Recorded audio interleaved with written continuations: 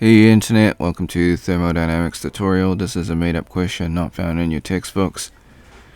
We've got this wall of text. We want to plot the pressure versus current graph. Excuse the background noise. So what we're going to do is first draw the free body diagram. We've got a multimeter connected to the transducer, which is then reading the pressure in the rigid container. We've got a valve, we've got a manometer. They give us all the height and they give us the specific gravity of mercury. So step 2, list all the given values and the unknown, what we're trying to find. Step 3, find the formula for pressure. So it is hydrostatic, so that's rho GH. Density being rho, G being gravity, H being height. Step 4, plug and play. Plug in your specific gravity multiplied by the density of water, multiplied by gravity, multiplied by the height, multiplied by the conversion factors, which cancel out the units, leaving kPa. For the first one, we get 3.75 kPa for the pressure. Step 5, we're going to have to repeat this calculation for every single height. So we can do this, and this gives us all the pressures, and we can match it with the current. Step 6, we can now plot the graph. As you can see, it is a straight line linear graph, meaning that it is directly proportional, so one influences the other. The calibration relation is valid for the specific range of the currents or pressures.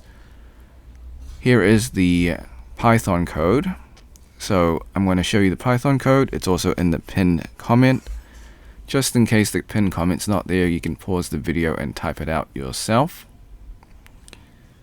Alright, I've also got an EES code, however I cannot show you that one. But it is in the pinned comment. You can just read it yourself.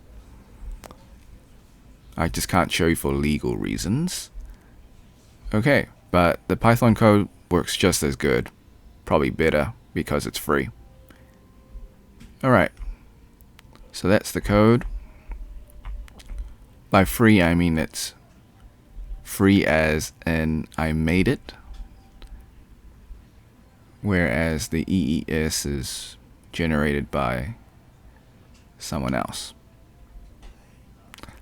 Okay, so to summarize, it's linear, it's a straight line, it's directly proportional, and the calibration is valid for the specific range. Okay, disclaimers, the method is correct, however, I do make calculation mistakes. I encourage you to solve it yourself and see if you get the same answers. Before we leave, I highly encourage you to save this video onto your PC. You can use snipping tool. If you're on a Mac, you can use the Mac equivalent of snipping tool. If you never used snipping tool before, follow these instructions. Click on the icon in your taskbar if it's not there. Click on Windows search, type in snipping tool. Once you have it open, click on video option, click on new, left click and drag the rectangle to cover the YouTube screen. This is just an example. Hit the start button in snipping tool, wait for the countdown, then hit the replay button on YouTube, let the video finish, hit the red square in snipping tool to stop recording, then save your video. So thanks for watching, hope you had a great day. Be sure to like and subscribe, share with your friends because this is made up, so they probably won't be able to find it. If you got questions, comments, or if you find a mistake in this video, leave it in the comment section. I'll get back to you as soon as possible. Until next time, see ya. Oh, if you want to support me, become a member or drop a super thanks. Alright, see ya.